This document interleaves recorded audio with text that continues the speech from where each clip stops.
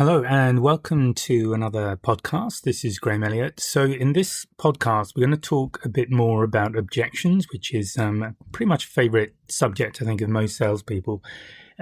So what are techniques you can use to make objection handling really easy? And where we're going to go today is to actually look at comedy, and that is the area of basically reframing, handling things on the fly, much in the same way that someone doing improvisation or stand-up comedy would handle somebody from the crowd. So it might be an unusual way of looking at it, but hopefully there's some value there for you.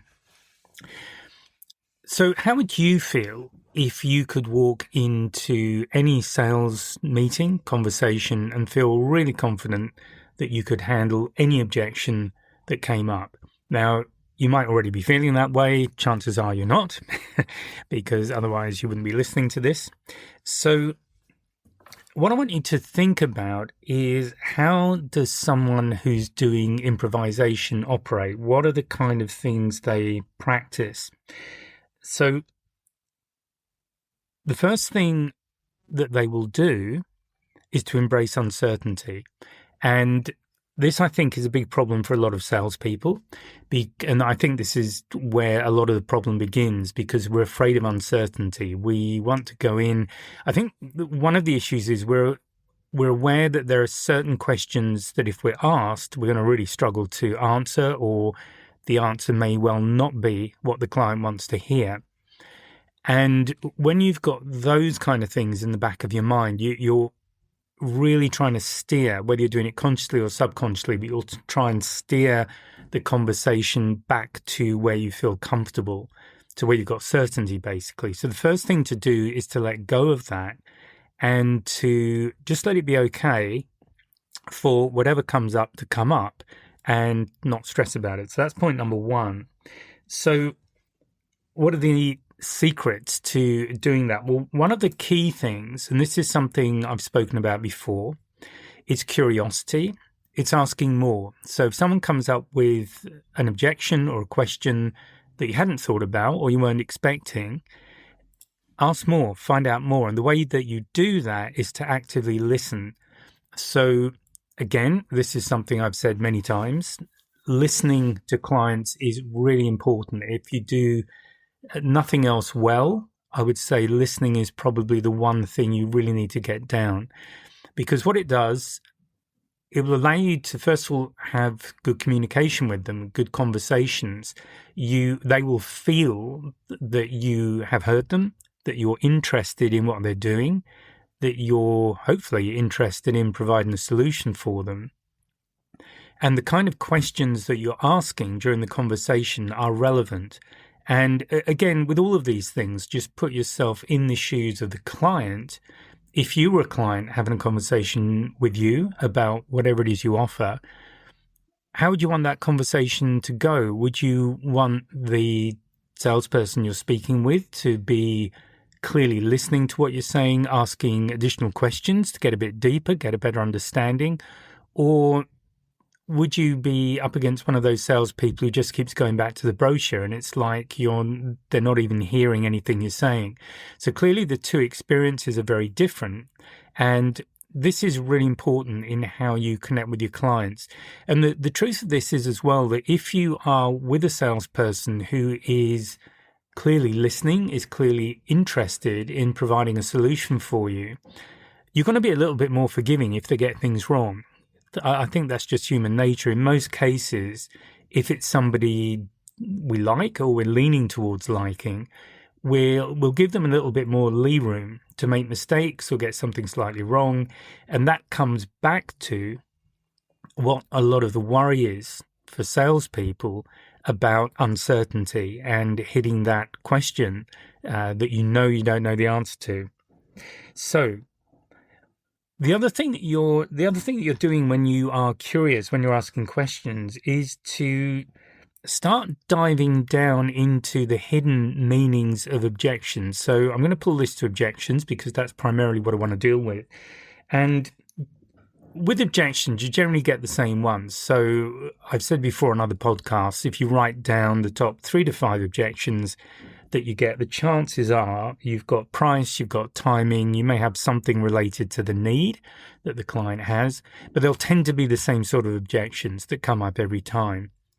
So it is really helpful to have some insights into how to handle those objections. Obviously, for each individual client, you'll need to answer them in a particular way so that they like to feel unique. We like to feel that we're special, we're being listened to. On the other hand, it's also nice to feel that we're not the only person having that concern. So there's that social proof aspect. So with each of those objections, generally underneath is a hidden meaning. And often that will relate to value, which I spoke about in the last podcast. Often it will mean that something's been miscommunicated. They haven't quite understood some aspect of the offer, of what you're offering, and that's created this uncertainty in them. So these are the kind of things to bear in mind before we move forward. So I'm going to give you a model, and there is actually a little handout you can download, a PDF. And this is what I call reframing. So a reframe is simply taking a statement and turning it around, making it mean something different. And going back to the improv, if you look at comedians on stage or the good ones, if they're having someone heckle them, they'll quite often just flip it around, flip the meaning around, so that rather being something that's attacking them as the person on stage, they'll tend to flip it back onto the person who's creating the heckle in the first place, or at least in some circumstances. So I'm not suggesting that you try and upset your clients. Generally not a good idea. But I'm just going to run through 5, and these are all in the handouts. Don't worry if you don't get them. So the first one is price objection. So what's that about? Generally, price is related to value. So the client might be saying your product is too expensive. And the way you can respond with that is to say something like, I understand, I hear what you're saying, it is an investment, and most of our clients felt the same way at first. But what they found was it actually saved them money within the first quarter or whatever it is. And maybe you can show an example of how they did that. It's useful to have a case study if that is relevant and valid for what you're doing. So what happens here? Well, we're doing 2 things. The first thing is empathy, and this is going to be really important throughout. We validate the concern that the client had. So this is really important. Because what we're doing here, we're essentially putting ourselves with the client, side by side with the client, to find a solution, not opposing the client and somehow trying to have a struggle of wills or whatever it might be to get this deal across the line despite all of the objections from the client. So it's about working with your client. So empathy is really important, and validating their concern is absolutely fundamental. What you've also done is shift the focus from the cost, so the initial upfront investment or the initial upfront cost, to the return on investment, what that investment will give them in the coming months. So in this example, in the first quarter. So that, again, is just reframing. It's switching the focus of the concern, and it's getting them thinking about what this solution will deliver for them. So that's the first example. Second one is scepticism and turning that around to credibility. So the comment might be something like, I'm not sure this will work for our type of business. And the response is, again, to validate. That makes sense. Every business has its own quirks. And then add more information to help you turn it around. So that could be something like, a few of our best success stories came from companies that thought the same thing at first. Would you like to hear how they approached it? Again, use whatever words, whatever's relevant for you. But again, first thing we're doing is empathy. We're acknowledging their uncertainty. And then the pivot is to turn doubt into curiosity and then proof. So hopefully, if you're acknowledging that another client had the same concerns, but that was actually able to be turned around so that it became a positive, that should provoke curiosity in the client at least, so you can continue that conversation. And proof is obviously to reassure them that what you're offering will deliver. Now, another one is timing. So this is about switching timing as an objection to making it a priority. So the comment from the client could be something like, now's not a good time for us to make a change. So again, respond with, I totally understand. Change can feel risky when things are busy. A lot of our clients said the same thing, but they found that implementing now actually freed up their team's time sooner. Would it help if I shared how they managed that transition?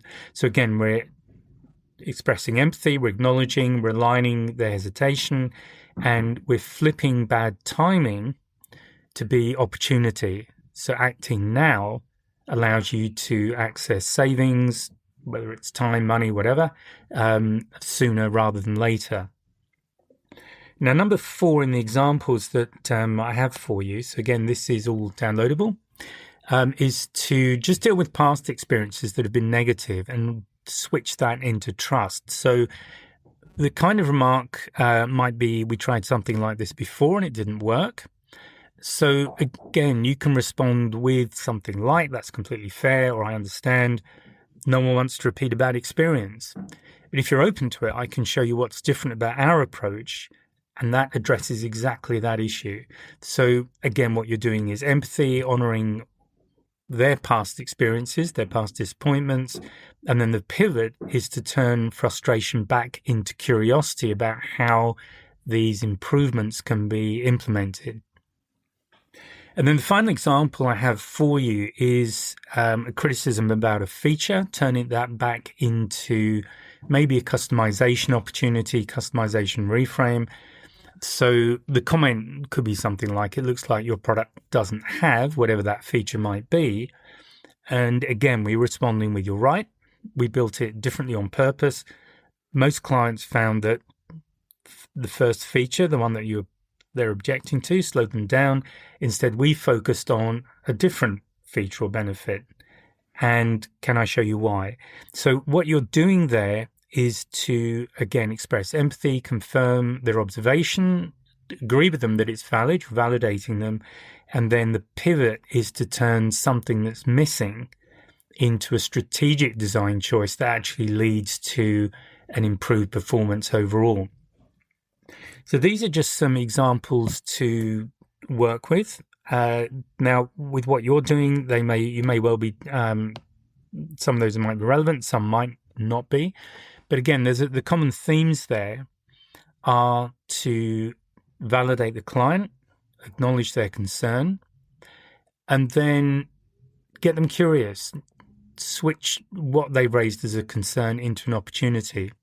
So your takeaway from this podcast, I hope, will be to just sit down and think about common objections that you get and look at ways that you can reframe them if there is a complete answer you can provide, or just find a way or get clear or maybe practice how you just acknowledge their concern and then ask questions to dive a little bit deeper to get to understand what is underlying that objection. Is it a miscommunication? What's the fear? What is the fear that's stopping them? And this is how we work with objections.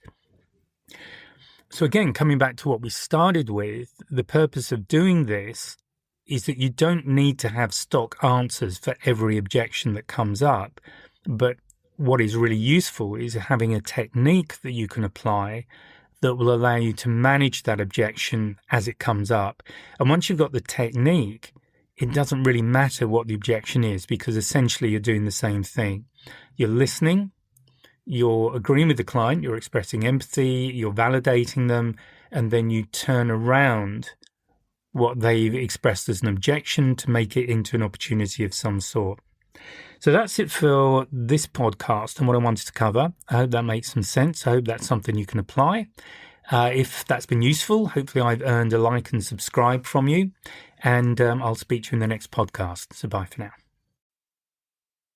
If you found this podcast useful and hopefully it's got you thinking, please sign up to my mailing list. There's a link in the description where you can just sign up and I'll keep you informed of what's going on. There's also a link to a free 1-hour webinar. It's an on-demand webinar and I'll take you through 3 things you can do right now to improve your sales confidence, and that includes handling objections and closing the sale. So please check out the links and please join the mailing list, and I'll speak to you next time.